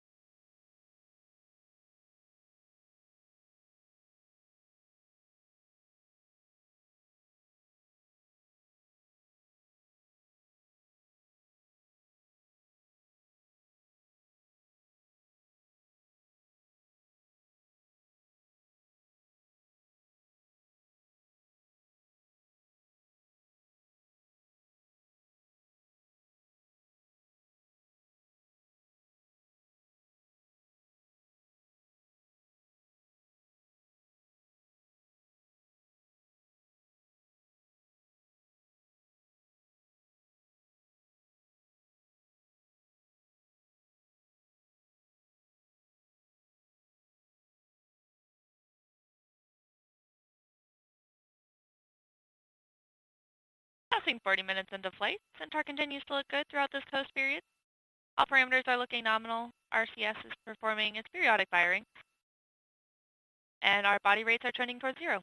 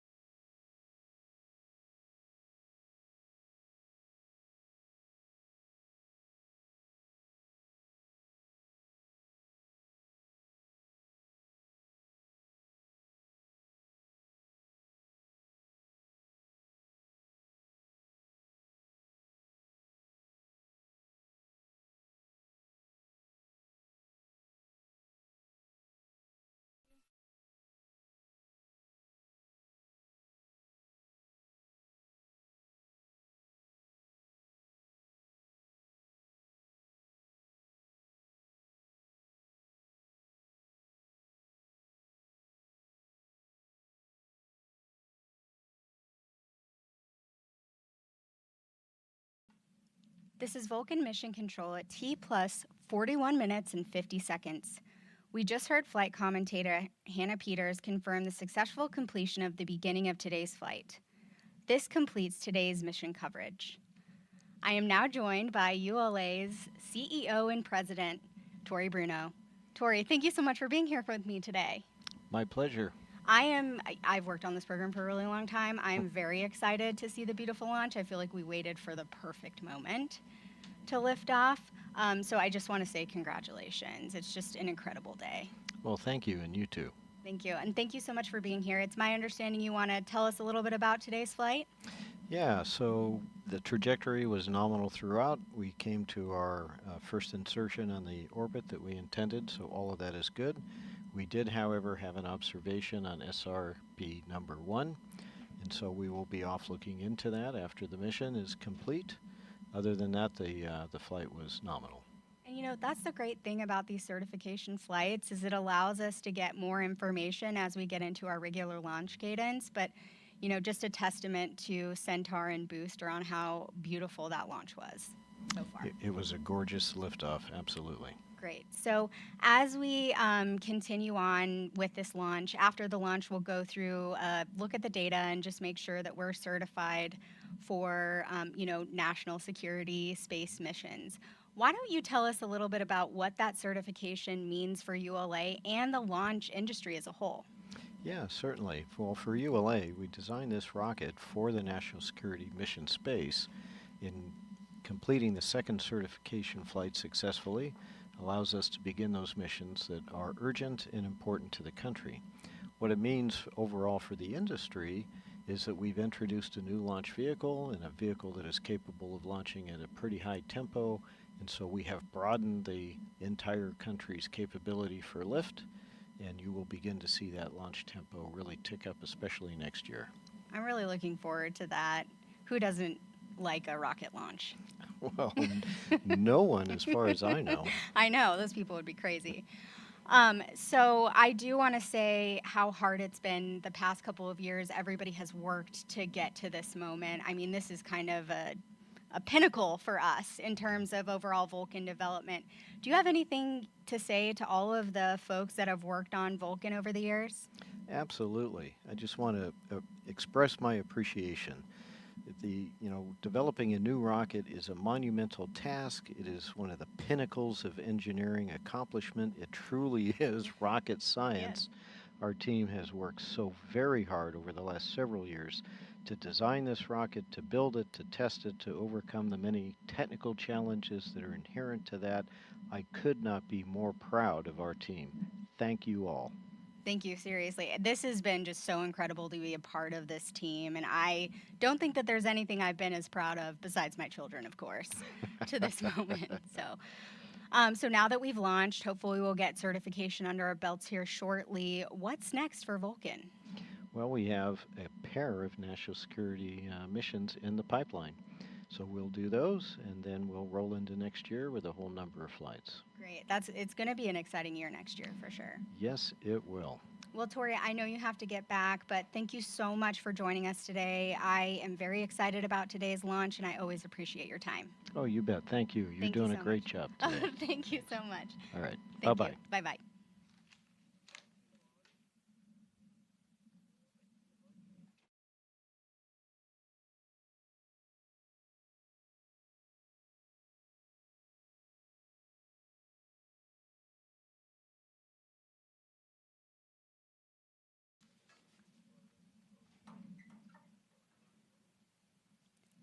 At this time, we'll end our live coverage. For more information about the Vulcan rocket, please visit ulalaunch.com. I'm Andrea Linhoff. Thank you for joining us on this exciting day. Before we sign off, let's take another look at the Vulcan rocket lifting off the pad. T-minus 10, 9, 8, 7, 6, 5, 4, 3. We have engine ignition. 1. And liftoff of the United Launch Alliance Vulcan rocket, carrying ULA's legacy of reliability, orbital accuracy, and high energy performance.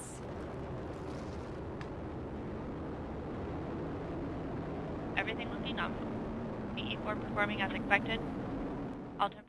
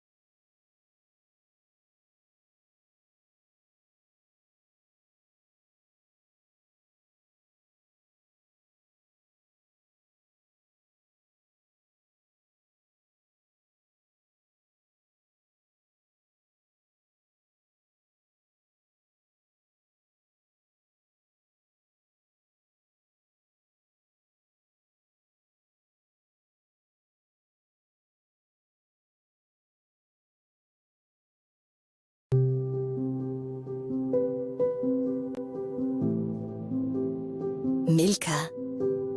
Zart schmeckt's besser. Mit Chrome shoppen, was du siehst. Für alles, was du machst. Wähle Chrome.